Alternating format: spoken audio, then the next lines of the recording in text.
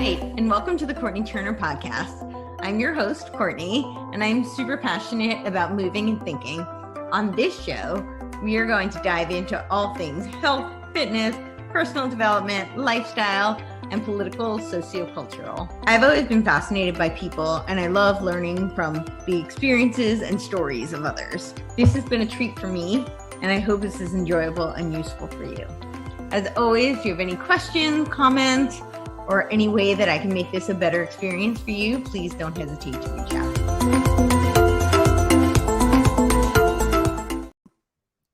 Hello, and welcome to the Courtenay Turner podcast. This is my very first time doing a live, hosting a live. I've been on other people's lives. And it is also the debut of True Discussion. So joining me today are going to be my two incredible partners on TruthMatters. And we are going to do a deep dive on the Great Reset. We're going to do a deep dive on the Great Reset. So to start, since some of you may not know, this is Danita and Ethan. Maybe you can tell my audience a little bit about yourself. Start with you, Danita. Okay. I'm Danita Knickerbocker, and what do you want to know about me? I'm one of the co-founders of TruthMatters. I'm passionate about freedom and patriotism. And yeah, I like to research things. I like going down rabbit holes. So I'm a little bit of, Alice in Wonderland, without the highness of it. But yeah, I currently work for Department of Homeland Security. But anything I say in here is my opinion, not to do with them at all. So, absolutely. And you, Ethan? Hello, everyone. My name is Ethan Hay. You can obviously read. I am one of the co-founders of TruthMatters and a good friend of Courtney's and Danita's. And like Danita, I am passionate about truth and freedom. And I'm I'm currently going to school at Utah Valley University after getting out of the Navy and working. And I'm looking to work as a journalist. So this is a first time for me as well. So awesome. So I wanted to do this because I think a lot of people have been hearing the term, the Great Reset. Some people may have been hearing, Agenda 2130. And I think to a lot of people, it just sounds like a crazy conspiracy theory. I think the New York Times even wrote an article about how it was just trying to debunk it as a crazy conspiracy theory. But we're seeing more and more that this is anything but a theory because, it's not a theory if they tell you what their plans are. And it's all laid out and it is really comprehensive. So I think it's not something that everybody's necessarily familiar with. And if they are, they haven't necessarily, done a deep dive to see what it's all about, how it may affect them, and is this a good thing or should we be a little bit concerned? So I wanted to jump on and have a conversation about it. So I think one of the things I'd love to do to start is if we could go through, and I'm going to pull it up on my screen, and Anthony, maybe you can pull it up. Let's see, where do I have it? So it says now is a time for the Great Reset. And I'm just going to read through, and then we can talk a little bit about each of the components. This page breaks down each of the three. There we go. Awesome. I'm going to find it on my screen because I can't see that. Okay, we'll start here. It says the Great Reset agenda would have three main components. The first would steer, and for all of you who are watching, this is right on the wefforum.org website. So it's a World Economic Forum who the leader is Klaus Schwab, and they are the proponents of the Great Reset. So the Great Reset agenda would have three main components. The first would steer the market towards fairer outcomes. To this end, governments should improve coordination, for example, in tax, regulatory, and fiscal policy, upgrade trade arrangements, and create the conditions for the stakeholder economy. At a time of diminishing taxes and soaring public debt, Governments have a powerful incentive to pursue such action. So I think what I'm going to do is I can read the whole thing through, and yeah, maybe scroll down a little bit more, Anthony. So I'll read the whole thing through, and then we can go kind of piece by piece, because I think there's a lot to unpack in just these, few paragraphs here. A little bit further down. Yeah, right here. Great. Up, back up, back up. Yeah, there we go. Okay. Moreover, governments should implement long overdue reforms that promote more equitable outcomes.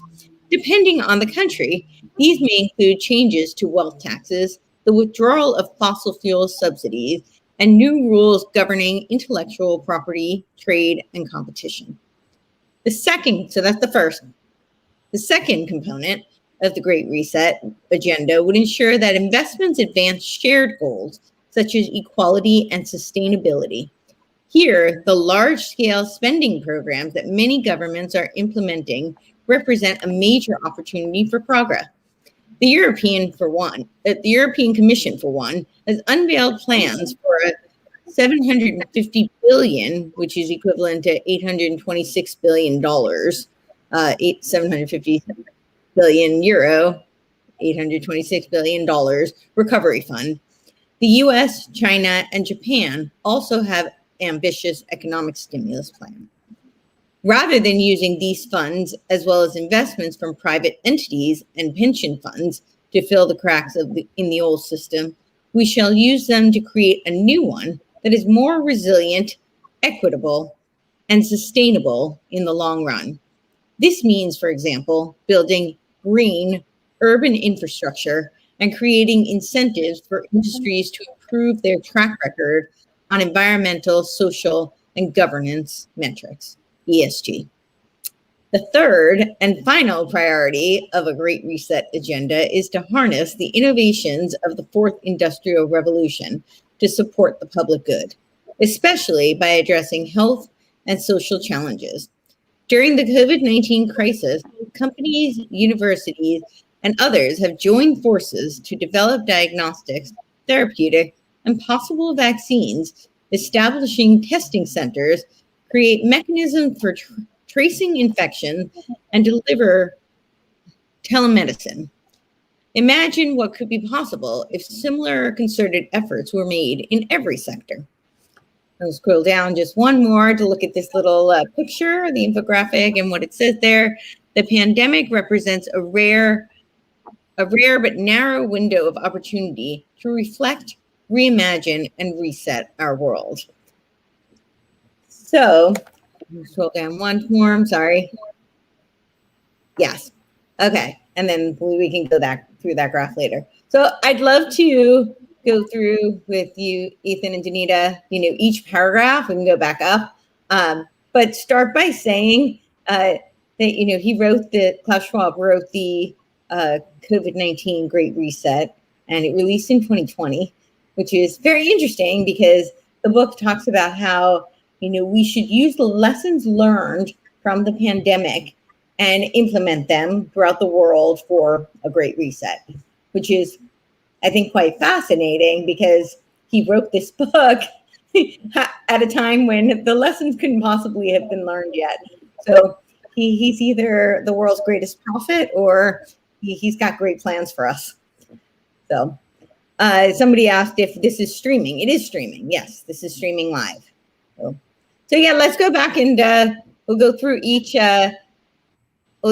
paragraph because I think this is really important to kind of dissect the language that's being used here. Let's go back to the first paragraph that I was reading, Anthony. Scroll up. Yeah, right there, the Great Reset. Okay, so right there, the Great Reset agenda would have three main components. The first would be to steer the market towards fairer outcomes. So I would just like to look at that alone. So instead of letting this to me indicates that a top-down market policy, instead of allowing the markets to, from the bottom up, to do what they're going to do, as a result of free and fair markets and open trade, this is saying that we're going to steer them to have who deems what's going to be fair outcomes, and what are those outcomes that are supposedly fair? What are your thoughts on some of that? You guys have thoughts on what? No, I was just saying Danita should start. Oh, okay. Nope. Yeah, cool. I mean, I can start. So I think that there is the way that is worded is kind of like steering the markets is more of like creating monopolies, right? Instead of having natural supply and demand, they're creating more of a demand by backing up their supply and then shutting out the demand for the others and only creating a demand for their own supply, right? And that's the way that you steer markets. And I think that something that in 2020 really, really got, I guess it was 2021 that it happened. It was like January, right? Really got a lot of people upset was the Wall Street bets, right? GameStop, Wall Street bets. Yeah, GameStop and AMC. So that was something that was not part of their plan, and that freaked them out. And what did they do? They shut down the markets. Like, you can't do that in a free market, right? But they did, and nobody got in trouble for it, right? Nobody really cared, because who holds them accountable? Nobody holds them accountable. We don't hold them accountable. We should be holding them accountable, but we don't, right? And I know that I had a few people saying like, well, if people understood what they were doing, then they wouldn't have ever done that, and that destroyed the economy, and blah blah blah blah blah, and all this stuff. And my kind of comment on that and my view on that is more of, people are ready to physically have a war at this point, right? People are ready to physically fight. I would rather that not happen. So if a group of people on Reddit want to target the top billionaires of the world, I don't care. Like, target it, do a financial war first, have an economic war first, have an intellectual war first before we start actually killing people, right? So for me, I'm like, I would much rather financial war on the markets, whatever. I would much rather that than a civil war or an actual war where people are physically harming each other. And so for me, that's kind of my comeback. I'm like, was I a part of it? No. Do I wish that I was a part of it? A little bit. Do I think that it actually hurt them enough to stop them? No. Do I think that it scared them? A little bit. Yeah. So we had a comment. Someone said fair meaning socializing, melting the middle class with the welfare class. Of course, the elites would have even more monopolies and power, which is pretty much what you're saying. So, Ethan, what are your thoughts on it? I think it's really important for people to look at the language that they use. I think that they are masters of language, and they're masters of manipulating language. And a lot of times people just kind of gloss over it, like, oh, they're looking for fair outcomes. That sounds great. But what does that really mean? What are your thoughts, Ethan? So I have a little bit more of a blunt analysis. This is straight up neo-fascist, communistic platforming. Mm-hmm. And the reason why I say that is for a variety of reasons. First of all, what is fascism? Fascism is essentially when the private market and the federal and the government, whatever government it is, works together to retain and control power. That's exactly what Hitler did. That's exactly what the communists did in Soviet Russia. And right now, we're seeing that, except for the difference is that monopolies are very independent of the government, and they actually, I think, quite frankly, have more power than the federal government here in the U.S. And we're seeing government starting to kiss the tush to be polite, of so many businesses. For instance, China and Disney and the NBA, they are kissing the butt of China because they want to make money, and China's like, hey, we love the money. Please come in. It's a partnership made in hell. Ethan, I think you're touching on something that is really, really crucial to the whole Great Reset, is that it's not just a American private corporation. These are global corporations, and they have global interests. And those are not necessarily serving the interests of the American people. And that is very much why the Great Reset, in my opinion, does not serve the American people. It's antithetical to any American first type of policy. And we'll get to that, but we'll see exactly how that is. But no, absolutely. I think the big problem is that these corporations don't act. These corporations are so what's the right way of saying this? Oh, it's so sad. They're fragile. If people were to wake up like instantly, like they did with Coca-Cola in Georgia, we could change the way they make decisions. For instance, Coca-Cola originally said, "Oh, we're going to fight back against this voting right laws." Turns out the voting right laws weren't actually infringing on anyone's rights. They were preserving the rights that exist to the state of Georgia due to the fact that Georgia is a part of the constitutional republic, which is another thing that I think that we really need to do away with. We need to stop playing putt-putt games with the establishment, and the establishment on the left and the right. We are not a democracy. We need to stop acting like we're a democracy. All the media pundits, even the conservatives on the conservative sides, they're like, "Oh, well, we're a democracy. We need to preserve democracy." No. We're a constitutional republic, and a constitutional republic is better than a democracy due to the fact that it has checks and balances. Only problem is that now, with this partnership made in hell, that constitutional republic is no longer in existence. I honestly think that now we are in the post-constitutional. We're a dictatorship of 535 men and women in Congress. Well, I actually would argue that it's a little bit worse than that, because we do have these global entities who are imposing and wielding a lot of power over us. And they're wielding power over the people in Congress. So it's exactly. Yeah. Exactly. Yeah. But the people in Congress are the face of that tyranny. Yeah. All right, let's go through the next. Anthony, would you mind pulling it back up? Yeah. All right. So to this end, governments should improve coordination, for example, in tax, regulatory, and fiscal policy, upgrade trade arrangements, and create the conditions for the stakeholder economy. At the time of diminishing tax bases and soaring public debt, governments have a powerful incentive to pursue such action. Moreover, governments should implement long overdue reform that promote more equitable outcomes. Depending on the country, these may include changes to wealth taxes, the withdrawal of fossil fuel subsidies, and new rules governing intellectual property, trade, and competition. So that's a lot right there. Some of the words that really stick out for me are the stakeholder economy as opposed to shareholder, which means that they have alternative interests. The taxes, so they're pretty much suggesting they're going to be raising the taxes, and it sounds like this is going to be a global tax increase, or that the global entities are dictating where the tax increases will go, as opposed to each nation dictating that, which is definitely concerning to me. And then where was the other one that stuck out for me? Let me pull that up. Sorry.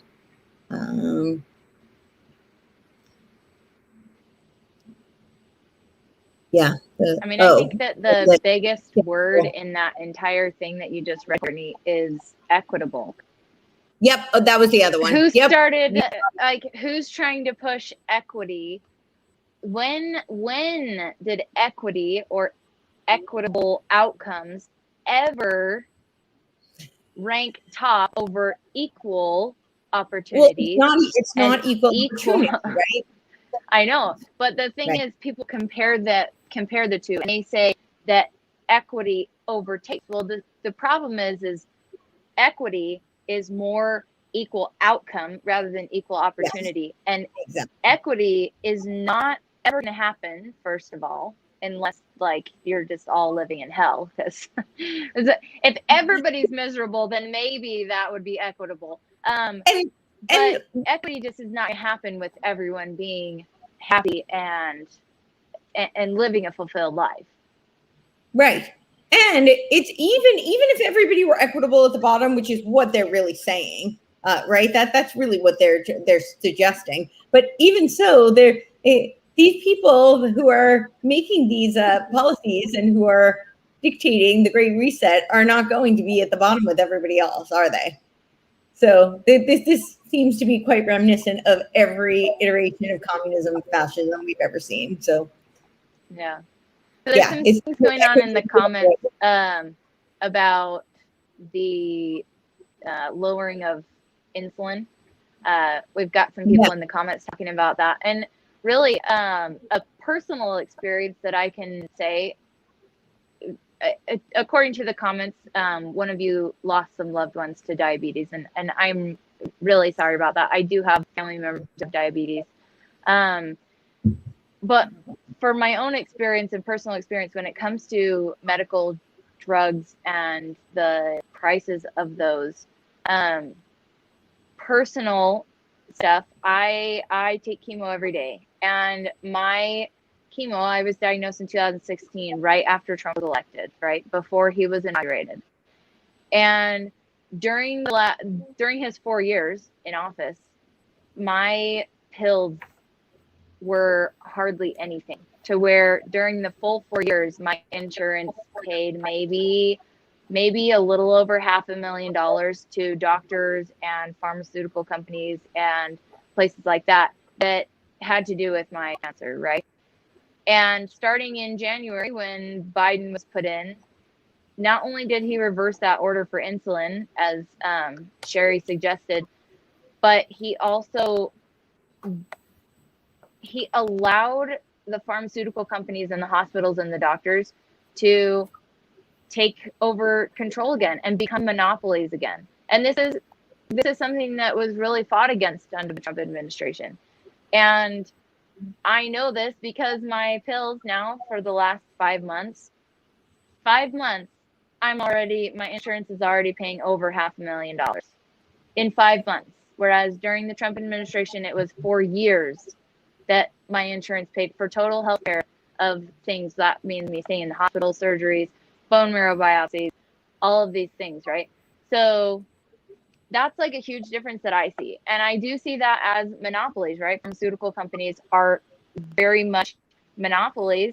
And who are a big part of the pharmaceutical companies, who does my chemo, that is also doing a vaccine that is my chemo, is Pfizer. I take chemotherapy, and where do I get it from? Pfizer.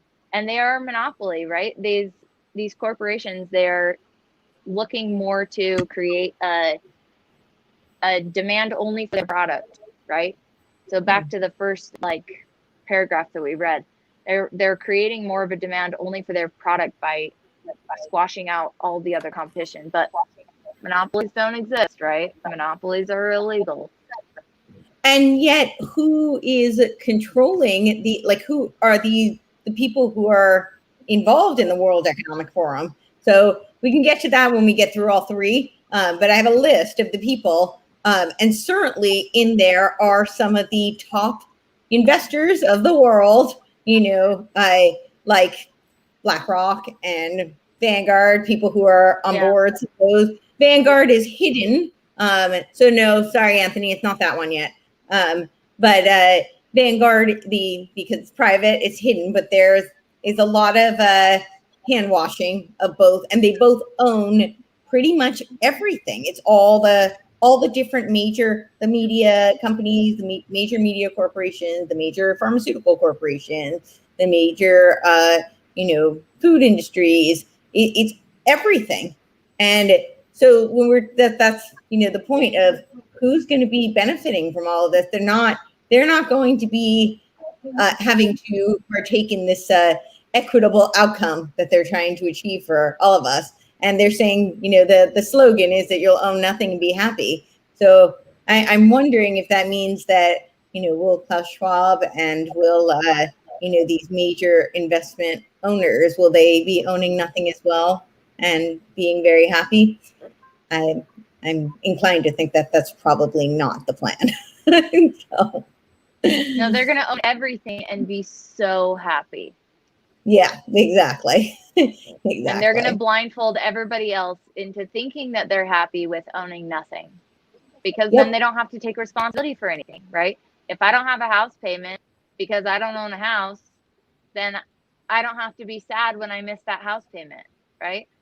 But Exactly. then you don't own a house and you don't have responsibility. Responsibility is important for the human experience. Like, there's a Yes. reason that adults that don't grow up having responsibility as children become depressed, sad adults. Like, if you don't grow up having responsibility as a kid, you don't become a very well-rounded and fulfilled adult. There's a reason that humans need responsibility, and you're not just going to be happy with no responsibility because you don't own anything. You're going to And be more just depressed and more upset.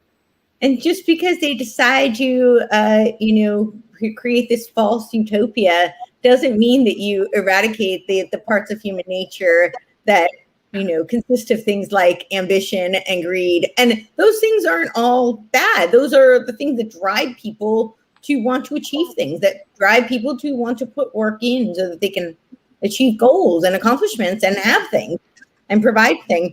And Someone made a comment about, I'm not seeing it now, but it was about the green energy and what a hypocrisy it is. That there's, I can't find the comment anymore, but that was, and it's true. And these companies play both sides of it. So their initiative is for, and I think we'll get to that. That's part of what they were talking about is the sustainability, which is it's almost identical to the Green New Deal. And these companies they play both sides. These members of the World Economic Forum are major shareholders or stakeholders, if you will, of oil and gas companies, while they're busy saying that everything has to be digitized. There can be nobody can drive a car anymore. We're going to have Google drive cars for you, which if we just look at the outcome of that, there's tremendous ramifications for that, and it's not going to help the planet. And then if we look at what some of the possible intentions of that, and I don't think you have to dig too hard to really find that, because they say they want everything to be trackable, they want everything to be traceable, so that they can make sure that everything is fair and equitable in the outcome. And what better way to do that to monitor and digitize everything that we're doing. Something else I think that they're really skipping out on is they're pushing the Green New Deal as though it's the end all be all of the world, right? Here, at least in America, they are. And they're pushing environmentalism, they're pushing green new energy. The greenest energy that we have that is available and ready and accessible for use right now is nuclear energy. End of discussion. Yeah. If they were serious about this protect the planet crap that they're always promoting, they're not serious about protecting the planet.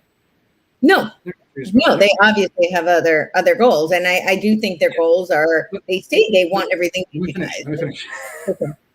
Let me finish. There's a lag. I thought, yeah. No, it's all good.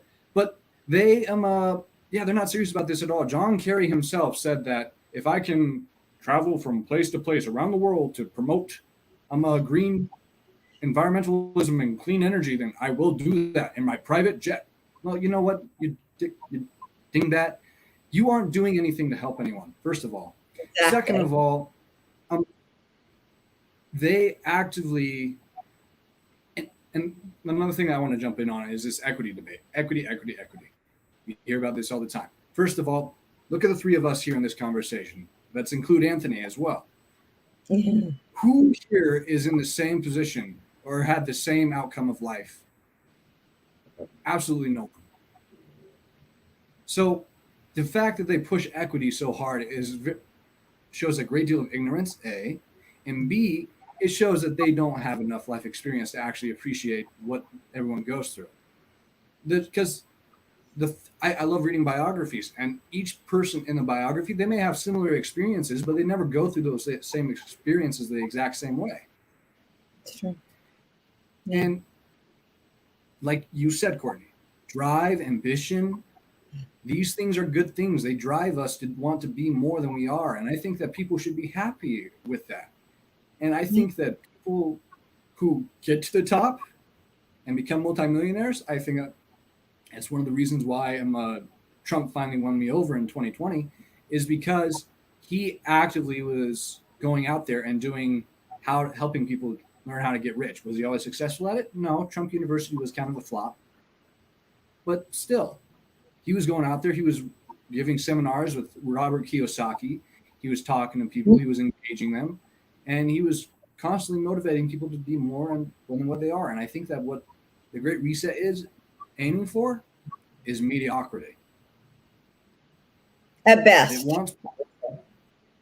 At best, yeah. It wants people to be subpar. It wants 1984 to be the next reality. With the party higher ups being the only ones who are able to afford or have the luxuries that they have. Yeah, and I would add not only to have the luxuries, to own property, which is for everything this nation stands for, right? Property rights, individual property rights, but not just that. They don't want you to have choices, right? So the masses, won't be able to have jurisdictions over their own lives because everything is being, governed over what is better for the global well-being. And who's deciding what's best for the global well-being? And why should somebody at the WHO, the IMF, the World Economic Forum decide what's going to be better for an individual who is in, like I'm in California versus somebody in New Delhi, India? Our circumstances are very different. Why should we be governed by why should the same people be making policies for both of us? It doesn't really make much sense, does it? I mean, even when you break it down in the smaller areas, right? Why should the federal government be making decisions based on elections? Or why should the federal government be making decisions on gun laws? Why should the federal government be making decisions on education? The federal government shouldn't be making decisions on that. The federal government should not be involved in that at all. It should be more local politics because you know what? People are different based on their environment, and your environment creates who you are. I'm sorry, but people who think that everything around them is just dead trees and dirt is that's not true. Things are alive, people are alive, and your environment shapes you, and the environment that you choose to be in will shape you, right? So the people that have control over that environment, local politics, should be the ones making decisions for the people in that environment, not somebody from California or somebody from New York or somebody from Florida or somebody from Texas shouldn't be making decisions for me in Utah, right? They don't have a clue how I live in Utah. They don't have a clue about my environment. They don't have a clue about what influences me and what doesn't, right? And what I go through every day on a day-to-day basis. So having somebody at the top of the world control all the countries and all the different that's just stupid. To think that would ever be logically okay or have a good outcome is not logical to me. And it's even worse because we see the dangers of that. Just one thing really quickly then, but we see the dangers of that just within our own country, right? When the federal government gets too big and tries to dictate policy over local areas, we see the problem there. So I don't think it's going to get better when now we're under a global jurisdiction. But yeah, Ethan, what were your thoughts? So two things. First of all, there's a quote that I love by a famous British journalist named Peter Hitchens. Y'all should look him up. He is phenomenal. But he was on a forum and they were asked about and he's very much a skeptic when it comes to politics. And he said, why is it that we entrust people who don't know anything who have never run anything in their life, and who make a mess of everything that they do run, to run the things that we want them to run? Why do we put so much trust in these politicians? And I know Fauci the science. Yeah, exactly. Yeah. Fauci with science and AOC. I mean, AOC puts a bad name out there for bartenders. I haven't met many bartenders in my life, but the ones I have, they are very intelligent and they actually know how to talk to people, and they don't come across as self-righteous and priggish. She's very much priggish. The second point is that that's where the danger of legislation is coming in right now, and that we're seeing legislation enacted by Congress. For instance, we just saw HR 1 defeated in the Senate. Thank God. The next thing that we got to worry about is HR 4. And HR 4 is worrisome because it basically allows, if there is a viable complaint, typically you would think, okay, maybe the local authorities will look into that, the state authorities will look into that. No, HR 4 gives the federal government, the Department of Justice, direct authority to intervene in actual local elections if they deem it fraudulent. So imagine your state Senate race or your city council race, and it's running against two people, and someone claims fraud, or something out to the sort. The Department of Justice could come in and be like, "We're going to fix this." No, they're not going to fix anything. They have a proven track record of not fixing anything and making everything worse. For sure. Yeah, for sure.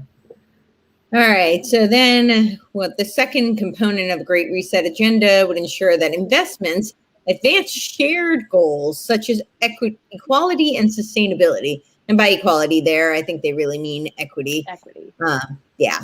Equality of outcome is what they're aiming at.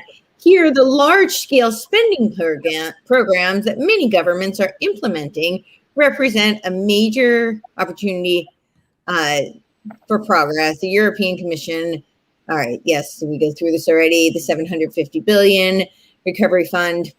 So then rather than using these funds as well as investment from private entities, yes, we just went through this. Okay, so the third and final priority of the Great Reset agenda is to harness the innovations of the fourth industrial revolution to support the public good, especially by addressing health and social challenges.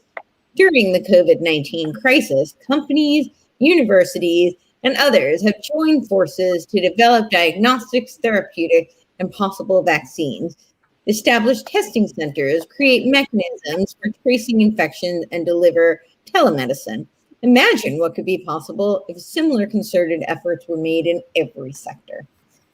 The pandemic presents a rare but narrow window of opportunity to reflect, reimagine, and reset our world. And there were videos on the World Economic Forum website and it's kind of like when you watch, the mainstream media, and everybody has the same soundbite, and it was all, this is basically saying like, let's not let this crisis go to waste. This is a great opportunity for a great reset, and it was just over and over again on all these different videos. So that is clearly the plan, and hence the title of the name of Klaus Schwab's book, COVID-19, The Great Reset. So whether we want to look at it, it's a chicken and egg thing, but either way, they're definitely using the COVID-19 crisis to seize the opportunity to create the great solution, which seems to be, a one world, new world order. But so what are your thoughts there? Who wants to go first? I think that there were a lot of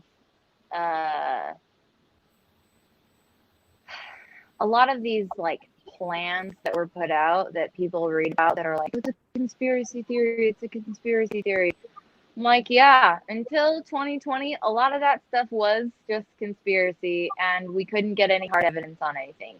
Now, they all came out in the open. Oh my gosh, did they reveal themselves, and that all those plans that had been being studied and said were conspiracy theories for years, they just came out, and it's like one thing after another, after another, after another. Turns out, oh, it was real. So then now when we're like, okay, well, what about this thing that is called conspiracy theory? People are like, well, that's just a conspiracy theory. I'm like, okay, well, what about the last 200 that just all came to realization that they're all true? Now we should probably start taking conspiracy theories a little bit more seriously. Not saying that jumping on them and calling them fact right away is a good thing, but maybe looking into them a little bit more deeply and being like, how realistic is this?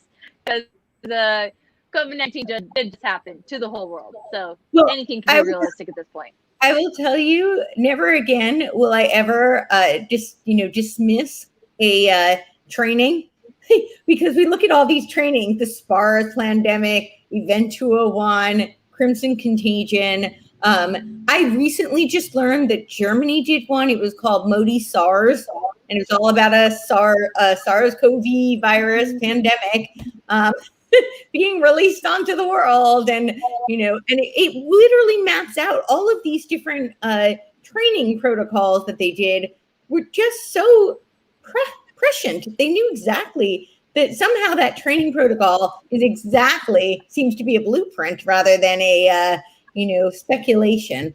So I think whether or not they, it was, planned or not, I will never dismiss one of these so-called trainings as just a innocent training again, because clearly whether they plan it as a, actual blueprint or they just use it to, ensure that they never let a crisis go to waste. It's yeah. Either way, I'm not going to, and I'm also on a mission to reclaim the term conspiracy theorist because they weaponized the term in 1957 to avoid investigation into the Warren Commission. So I think we should start reclaiming words. That the left has stolen so many words and phrases and symbols, and yeah, I'm on a mission to reclaim them. But what are your thoughts, Ethan? Yeah. Reel them in, Courtney. Yeah. I'm with you guys. I used to dismiss a lot of things as conspiracy theories and didn't give them any air or thought. Now I'm looking at them, I'm like, For instance, Alex Jones, as crazy as he is, said that they were turning the frogs gay. Turns out they actually are. And yeah, he's been talking about this stuff for 20 years. Yeah, he's a quack, but hey, he was right. But yeah, I'm on board with you there. And I think that another problem here is that I very much think that there is someone in charge. Who it is, I don't know. And that's one of the Donald Rumsfeld's old things. The unknown knowns, the known unknowns we know about, but the unknown unknowns are the ones that keep us up at night because we don't know about everything. Well, I think, as we start digging through some of this, we actually do know quite a bit about the players involved. I'm not saying we don't know the players, but I feel like there's a mastermind. There's someone behind it. And if some people, I'm personally very religious, and I tend to think that it's a Satan. I genuinely believe that Satan is at the head of this. But I feel like there's something else that we're just not seeing here. And I think that those little demons that we aren't knowing about is what's terrifying. Well, I actually don't disagree with you. I just don't think it's quite as covert as one might be led to believe. I think that's what the mainstream media wants us to think. But when we start digging, and I think we could pull up some of, I don't know if I have it quick enough to pull up for us to pull it up on the screen, but maybe I can insert a link post show. But there's a lot of this green energy stuff that's being talked about that is being put forth by the Great Reset, right? I'm not saying that it isn't overt anymore. I'm saying that it's very much overt now. We are seeing it out in the open. The only problem, the reason why is because people have gotten so conditioned to think the way they are that it's like, okay. Right. No, absolutely. I agree with you. I think for people watching, because, we're seeped in this. And I think for people watching, it's interesting to see, so for instance, with the green initiatives, right? The Club of Rome actually put out a whole manual, and I'm totally having a brain freeze on what it was called. And I did put the picture, if I can find it. And then maybe we can put it up on the screen. And I don't know if I will find it, but either way, and it is of this manual of what, should be all the green initiatives that we're seeing were put forth by the Club of Rome, who are one of the, in terms of the rings on rings structure that the World Economic Forum is one of the helms of. that they put forth, and they are one of the ringleaders. So we're starting to see, and we're definitely starting to see it much more. It is much more transparent. It just takes a lot of digging when you start looking through who are the board members. And Anthony, that I think we do have, and you can pull that up. Let's see if I can find it for you to. I don't know if you can. I absolutely agree. Yeah, I'd love to pull up those. And that's a good thing. But there's always someone else behind that, the real power behind the throne. I tend to believe that. I take that very literally. I think that that's the case in every political party and every political movement that's ever happened. And right. I think only recently, though, we've become aware of this, and they've been in control of everything for so long that now we're just playing catch up. Exactly. No, I think you're right. I think that it would be really hard to really think that there's only one person behind all of it or at the top of all of it. Because if there was only one person, that person would be killed by the next people in line that wanted power, right? Power is it's invigorating, and it can take over your whole life. It can take over every second, every thought that you have. And people that are in those situations, it does take over every waking thought that they have, sometimes every sleeping thought that they have, right? And I think that to think that there's only one person is not necessarily a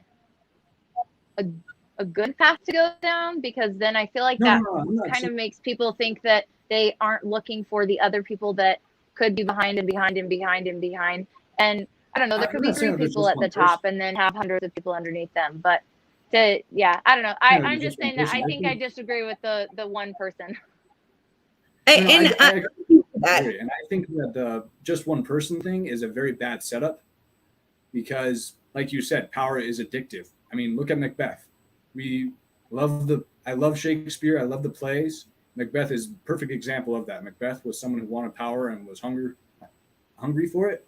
And he did everything he could to gain it, only to lose it by the same means.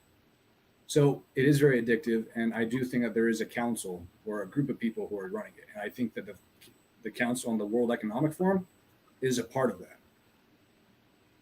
Yeah, so it's definitely a part of it. And these entities, it's not one person. That was my point. We are very clearly seeing now who they are. Like the Club of Rome is one. I'm going to see if I think Anthony's having trouble finding it. But there is a great little infographic that has, like, it's just the circles, and you see the center is the round table, the Trilateral Commission, the CFR. Most of our Senate are CFR members, the Council of Foreign Relations. So these are little, it's what Quigley described as the rings on rings structure. And these are the New World Order that are very much aligned with the UN, the World Economic Forum, the IMF, which is the World Bank, who's, pulling a lot of the strings here.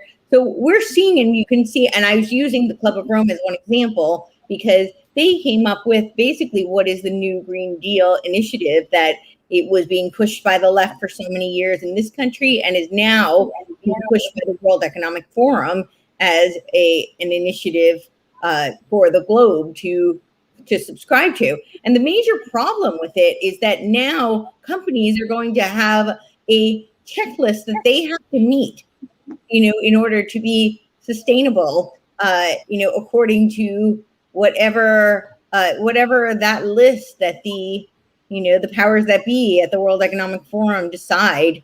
Otherwise, they can't do business. That could potentially be devastating. And then they also want to implement, and it's right there on their website, this technocracy that we're already seeing, but they want to get to a point where we're completely digitized. And so it will be like they're using China as the model. And China, you're so digitized to the point where your currency is digitized. And if your social credit rating, and this is what the World Economic Forum is pushing, is a social credit rating, very similar. And if yours falls below, it would be the equivalent of, if your credit score is too low and you can't get a mortgage on your house, right? Then you're not able to get a loan. You can't get your house. And they want to do the same kind of thing, where if your social credit score, which could mean that you weren't, you committed what they deem as being hate speech, or you were a violent extremist, or you were, you weren't green enough in your, business. You didn't meet all these check marks, and your credit rating is low. They can pull all your funds because it's all digital, and they have complete control over it. So that is kind of the direction that we are heading in. It's horrifying. Yeah, no, absolutely. Yeah. What determines what who's determining what hate speech is? That's the problem. And we're seeing right now the mainstream media determining what is and what is not. And things that were previously not anywhere in the English language lexicon, they're now being widely accepted as, oh, this has always been a part of the English language. No. For instance, for instance, like the word list I sent you yesterday, Courtney. One word that stuck out to me was gay. That word means happy, to be free. Yeah. And exactly. Now, what happened to the rainbow too? Yeah, the rainbow too. I mean, the rainbow was a symbol from God that He would never flood the earth again. Gay was a symbol of happiness and joy. And now there's nothing wrong with being same-sex marriage. People can live how they want. But they took that word and they distorted it for the personal means. They took that symbol and they distorted it for personal means. Right. And I'm probably going to get canceled now because of the Well, it is a manipulation of language because, as Orwell said, when the revolution will be complete when the language is perfected. So that is, and if we go to this little graph, now you can pull up the circle chart on that page on the WEF.org, Anthony. You go to that. I mean, they have all this critical race theory is in it. The redesigning of social contracts, the LGBTI inclusion, gender parity, civic participation, human rights, justice and law, future mobility, circular economy. I don't even know what that means. What does that even mean? Right? And that they do a lot of that. Continuous round of how. I don't know. I mean, it's not explained. But if you go through their website, they use a lot of these very, flowery words and phrases that don't mean a whole lot. It's really hard to understand what they're actually saying. But I get the gist. The gist is that they want a, centralized order with a much bigger government. That's essentially a one world government. So here's a chart, right, that has a bunch of the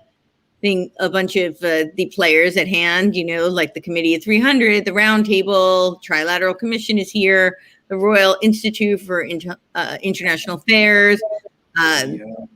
So these are but the CFRs I was talking about. And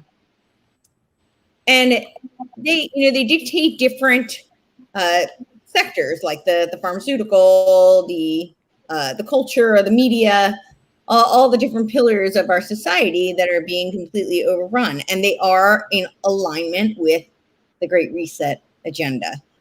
Courtney, you were mentioning critical race theory before and how they're using that. Guys, we're going to have our store up soon. I'm wearing one of our t-shirts, but it says ban critical theory and bring back critical thinking. So we really, really support critical thinking, and we support different outcomes. Whatever you want to believe and how you want to live your life, go for it. But we would hope that you are living your life and making decisions not based on fear, but more based on research and critical thinking. So this is one of our shirts that we have that we're going to be having come out in our store. You guys can see it. Yay! Anyways, yeah. So that's going to be mentioned critical theory. So like, hey. Yeah, no, thank you. So right now we're at TruthMatters.biz. We are going to be moving over to TruthMatters.media, and that should be in the next few weeks or so. And when we do, we will launch a shop, and we will have great shirts like that. I have a sweatshirt that some of you may have seen. Yeah, so we have a few minutes left. I know I'd love to. I know we saw some of the comments pop up, but if anybody has questions that they want to ask, or comments they want addressed, definitely pop them into the comment section, and we'll take a look at that. And in the meantime, I'll leave it up to both of you to leave any kind of While people are leaving comments, everybody leave comments. So earlier today, Courtney sent in our Truth Matters chat between the owners a video by Mark. What's his Mark name? Dice. Mark Dice. About Allen and Company. Yeah. So this is a group of the top billionaires and company owners and CEOs of the top media companies, social media companies, banks, really everything. And all of these influential people, right, that all happen to be, in the top 1%. They meet in Sun Valley, Idaho every year, and they have for years and years and years and years and years. And I think they're going on 40 plus years at this point. I'm sure they met somewhere else before that, but in Sun Valley, they've been meeting for 30 plus years or 40 plus years. Anyways, what is interesting and what this guy, Mark Dice, points out is that this is their time of the year, and it happens in July every year.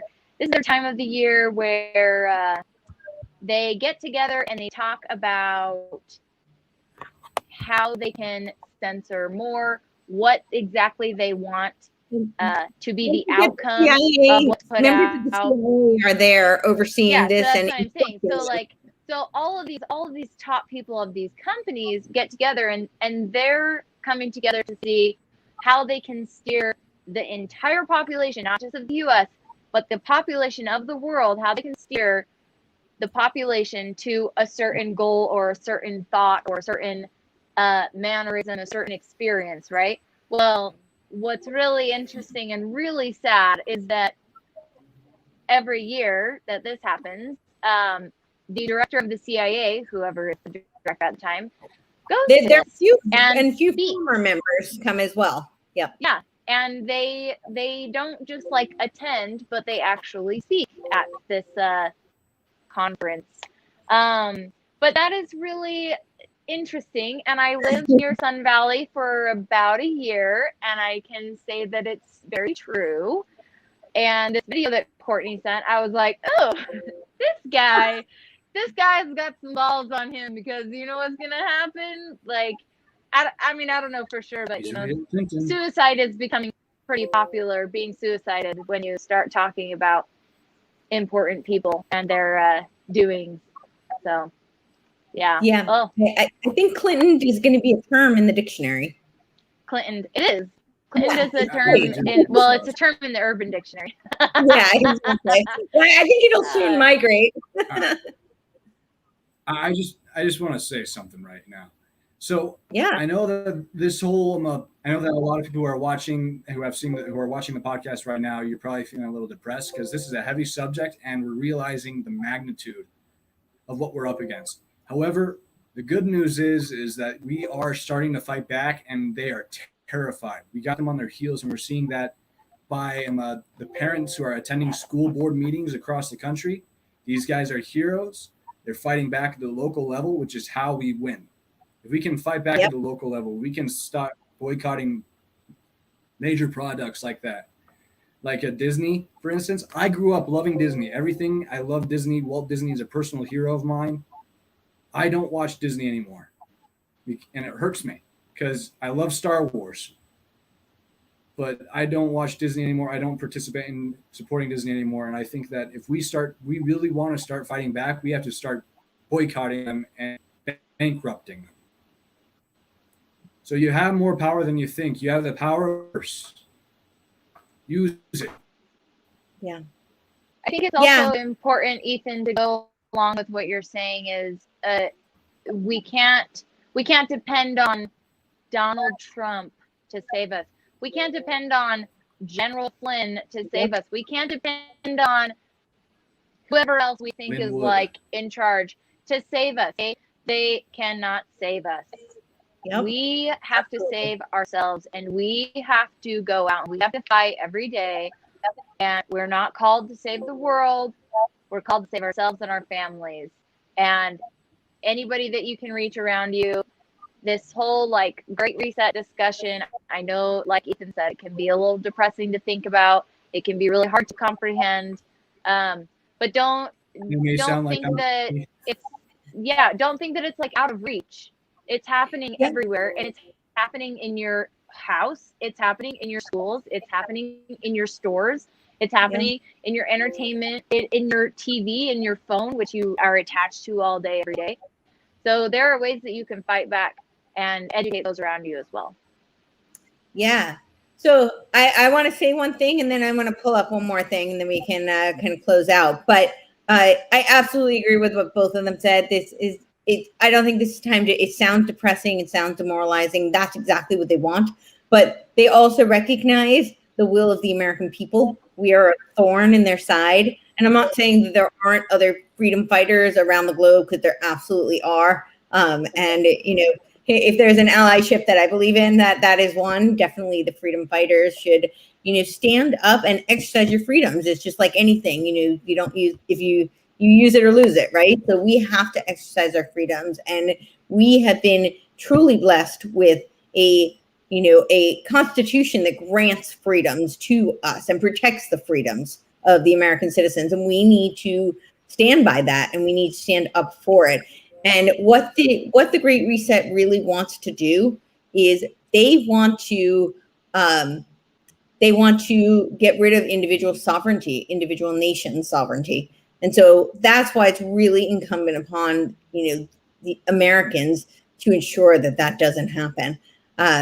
So I think, Ethan, you need to get going. The thing that I did want to do, maybe we can save it for next time. Let's save it for next time, is go through. I have a list of, it's a pretty one page out of I think it's 47 pages of the UN's document of the Agenda 21 goals. And I think it'd be interesting to kind of go through those. But I think one of the things I want to leave people with is start doing research, because, you know, there's the Great Reset, but there's also a Great Awakening. And I think a lot of people have really become much more aware, in the past year and a half of what we're up against. And the more people who are aware, and the more people who don't let their personal, as Danita was saying, you don't let your personal freedoms be taken away and stripped from you, then, that's a huge start. We need to take individual power over our own lives. And, that's really where it all begins. So, yeah. Do you have anything else? 100%. I'm good. Thanks for having us on. Yeah, thank you guys so much for joining and doing this. And thank you all for watching and chiming in with your comments. And yeah. Yes, guys. Sorry, my laptop died. So just thank you. This is awesome. Yeah, this is super great. We'll do it again. And I encourage everybody to start doing your own research. I pulled up just one small blip of this. The worldeconomicforum.org is super, super expansive. There are several books. There's the COVID-19 Great Reset book. There's the Fourth Industrial Revolution book. And then there's a sequel to that. So I know it can be kind of daunting to go through all of it, but just start, little by little, informing yourself, because the more aware we are of what the agenda is, the more we can do to stop it. And I believe that's what we need to do. So. And like we said, we have them running scared. We have them running scared. We can't let up now. We got to keep fighting. Exactly. So, well, yeah. You guys are watching. You're awesome. Please like, share, subscribe, and leave comments of what kind of things you'd want us to discuss next time.